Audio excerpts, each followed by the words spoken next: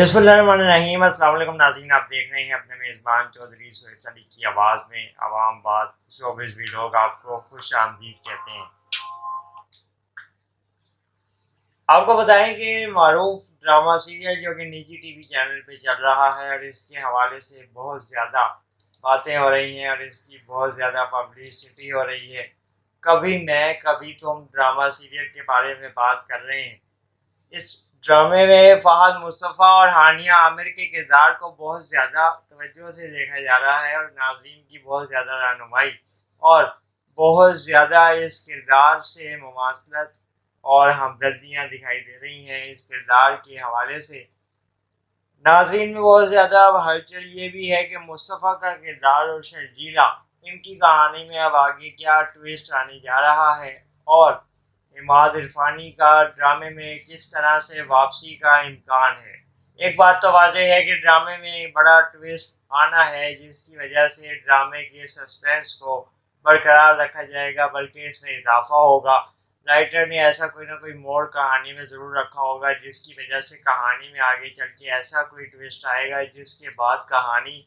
पूरी तरीके से बदल जाएगी और उसी से अंत में मुड़ जाएगी।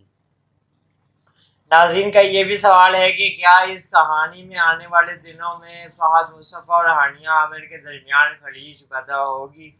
या फिर इनके दरमियान जो रास्ते हैं वो करीब आते जा रहे हैं, इनकी रुकावटें ख़त्म होती जा रही हैं, ये सिलसिला बरकरार रहेगा।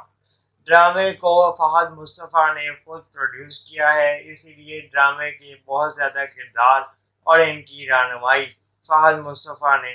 खुद से की है। ड्रामे की कहानी के हवाले से नाज़रीन में एक सबसे बड़ा सवाल ये भी है कि क्या इन किरदारों के हिसाब से इन ड्रामे में इन अदाकारों की सिलेक्शन मेरिट पे हुई है, क्या ये सिलेक्शन ठीक है।